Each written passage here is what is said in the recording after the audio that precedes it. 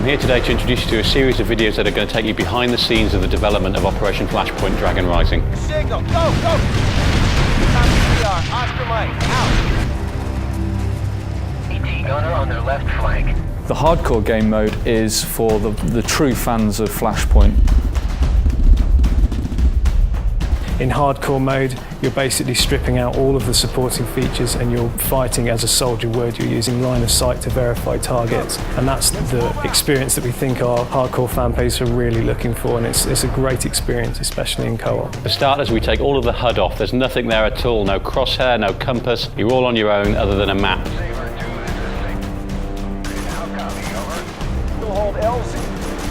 Okay, so a lot of people are wondering, why have we taken everything up on hardcore? Why don't you even have a compass? But after reading some of the feedback we got from the forums and some of the feedback from some of the people playing the game at E3, we made a conscious decision to strip everything out.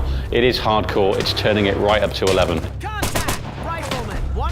What makes an Operation Flashpoint mission special is so open world in nature. In most games you're very drawn through a very narrow corridor, whereas in Operation Flashpoint you really are left open to translate your orders as you see fit. There's a lot of room for manoeuvre and to adapt your tactics on the fly to what's immediately in front of you. You could attack any objective from any direction you want to. As a result of this, the AI has to be able to react, it has to be able to carry out threat assessment, it has a morale system, it's checking what the player is doing and where the player is and how well armed they are. One of the things that we really tried to achieve in Operation Flashpoint was a level of realism with the military tactics used. We did a lot of work with the Marines, and we even got our hands on their playbook, which gave us an idea of the kind of plays that they use. These plays work in very much the same way as, say, an American football play.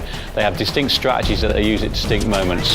We've incorporated as many of these as possible into Operation Flashpoint, and we give the user the ability to do quite complex manoeuvres like flanking, assaults, engage. As well as this, there is inherent behaviours that the team's AI will carry out.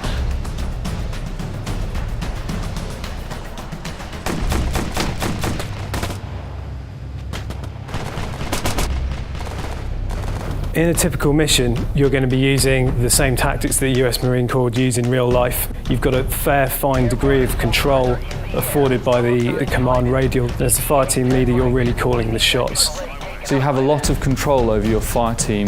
You can change the formation, you can change their rules of engagement, also their tactical spread, and then on top of that you have all sorts of abilities to give flanking orders, assault orders, suppressing orders.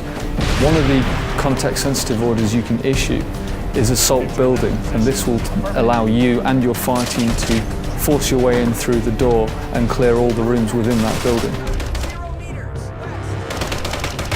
I think the hardest thing that we have set out to achieve, that I'm certainly most proud of, is putting the fear back into first-person shooters, getting that element of tension as you're creeping through the woods, not knowing when the next shot's going to come from. This is about as hardcore as it gets, so you better be careful.